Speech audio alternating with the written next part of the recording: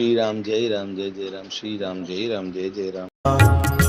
आश्रम एक दीख मग माही, खग मृग जीव जंतु तह नाही। पूछा मुनि सिला प्रभु देखी, सकल कथा मुनि कहा विशेषी। गौतम नारी श्राप बस, उपल देह धरि धीर। चरण कमल रज चाहती, कृपा करहु रघुबीर। मार्ग में एक आश्रम दिखाई पड़ा। वहां पशु पक्षी को भी जीव जंतु नहीं था। पत्थर की एक शिला को देखकर प्रभु ने पूछा। तब मुनि ने विस्तार पूर्वक सब कथा कही। गौतम मुनि की स्त्री अहल्या शापवश पत्थर की देह धारण किए बड़े धीरज से आपके चरण कमलों की धूली चाहती है। हे रघुवीर, इस पर कृपा कीजिए। पर सत पद पावन, शोक न सावन। प्रगट भई तप पुंज सही, देखत रघुनायक जन सुखदायक। सन्मुख होई कर जोरी रही, अति प्रेम अधीरा। पुलक शरीरा, मुख नहीं आवई वचन कही। अतिशय बड़ भागी, चरण ही लागी। जुगल नयन जल धार बही, धीरज मन कीन्हा। प्रभु कहूँ चीन्हा, रघुपति कृपा भगति पाई। अति निर्मल बानी, स्तुति ठानी। ज्ञान गम्य जय रघुराई। मैं नारी पावन, प्रभु जग पावन। रावण रिपु जन सुखदाई। राजीव बिलोचन, भव भय मोचन। पाहि पाहि शरणहि आई।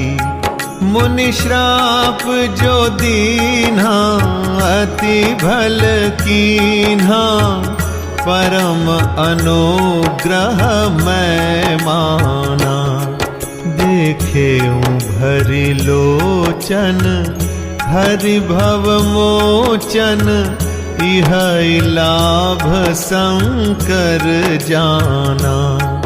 बिनती प्रभु मोरी, मैं मति भोरी। नाथ न मागऊं बर आना।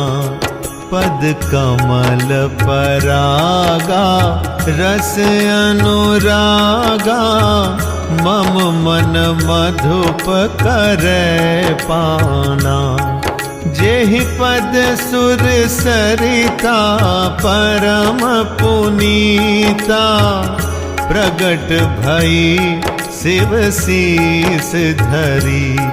सोई पद पंकज, जेहि पूजत अज मम।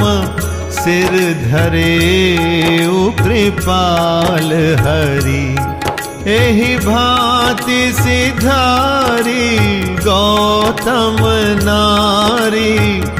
बार बार हरि चरण परी। जो अति मन भावा, सो बरु पावा। गए पति लोक आनंद भरी। अस प्रभु दीन बंधु हरि। कारण रहित दयाल, तुलसीदास सठ ते ही भजो, छाड़ कपट जंजाल।